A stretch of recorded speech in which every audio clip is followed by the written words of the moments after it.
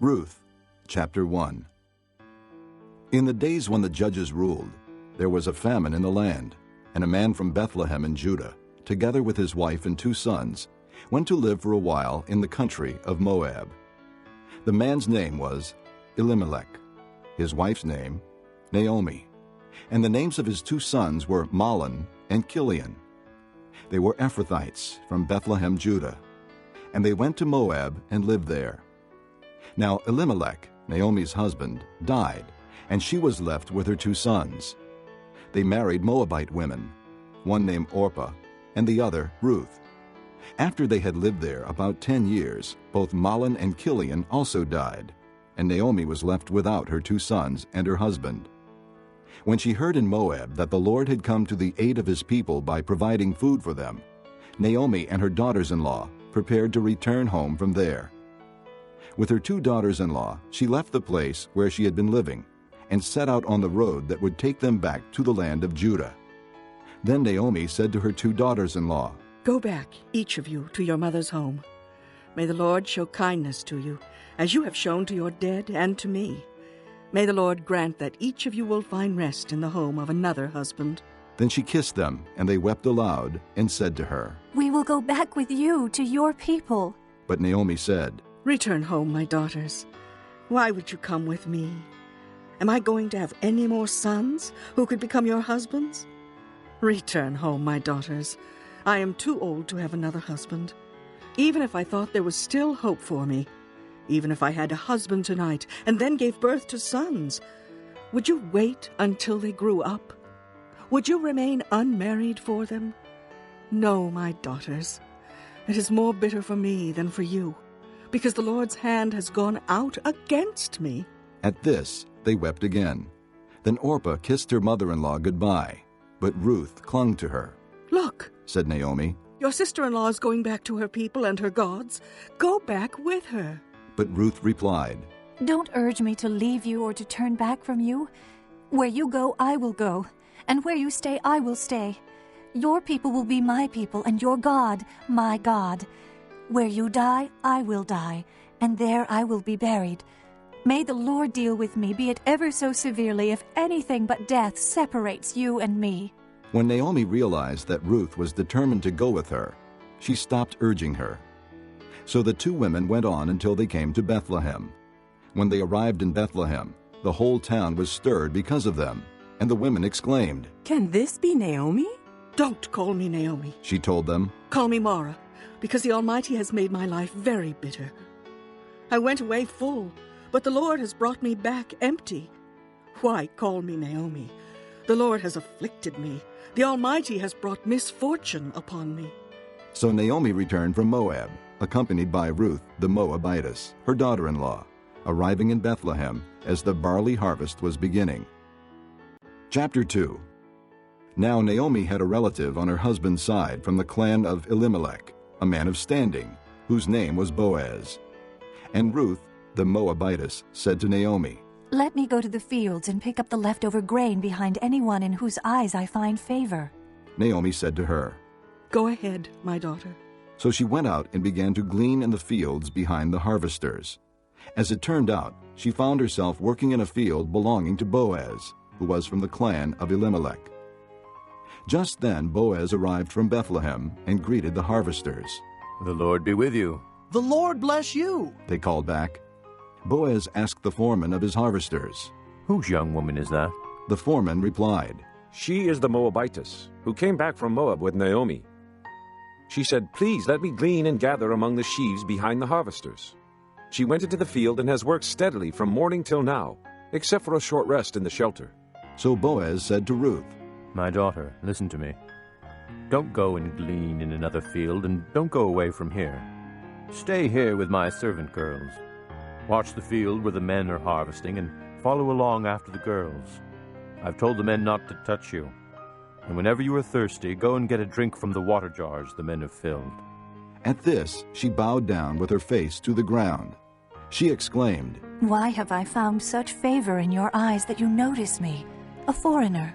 Boaz replied, "I've been told all about what you have done for your mother-in-law since the death of your husband, how you left your father and mother and your homeland and came to live with the people you did not know before. May the Lord repay you for what you have done. May you be richly rewarded by the Lord, the God of Israel, under whose wings you have come to take refuge. May I continue to find favor in your eyes, my lord. She said, You have given me comfort and have spoken kindly to your servant, though I do not have the standing of one of your servant girls. At mealtime, Boaz said to her, Come over here. Have some bread, and dip it in the wine vinegar. When she sat down with the harvesters, he offered her some roasted grain. She ate all she wanted and had some left over. As she got up to glean, Boaz gave orders to his men. Even if she gathers among the sheaves, don't embarrass her. Rather, pull out some stalks for her from the bundles and leave them for her to pick up, and don't rebuke her. So Ruth gleaned in the field until evening. Then she threshed the barley she had gathered, and it amounted to about an ephah. She carried it back to town, and her mother-in-law saw how much she had gathered. Ruth also brought out and gave her what she had left over after she had eaten enough. Her mother-in-law asked her, Where did you glean today? Where did you work? Blessed be the man who took notice of you. Then Ruth told her mother-in-law about the one at whose place she had been working.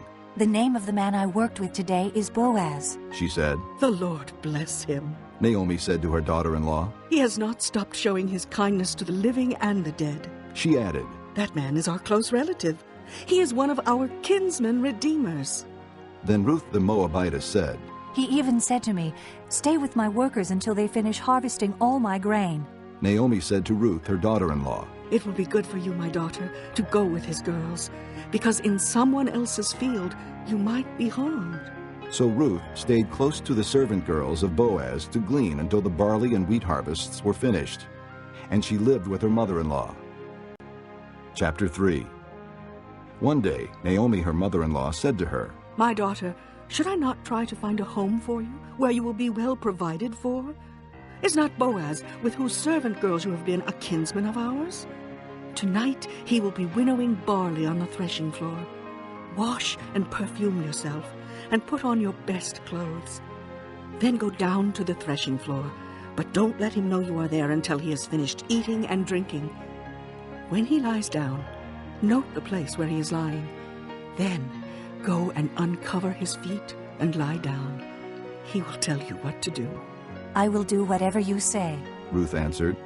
So she went down to the threshing floor and did everything her mother-in-law told her to do. When Boaz had finished eating and drinking and was in good spirits, he went over to lie down at the far end of the grain pile.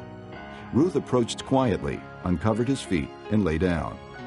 In the middle of the night, something startled the man, and he turned and discovered a woman lying at his feet. Who are you? He asked. I am your servant, Ruth. She said. Spread the corner of your garment over me, since you are a kinsman redeemer. The Lord bless you, my daughter. He replied. This kindness is greater than that which you showed earlier. You have not run after the younger men, whether rich or poor. And now, my daughter, don't be afraid.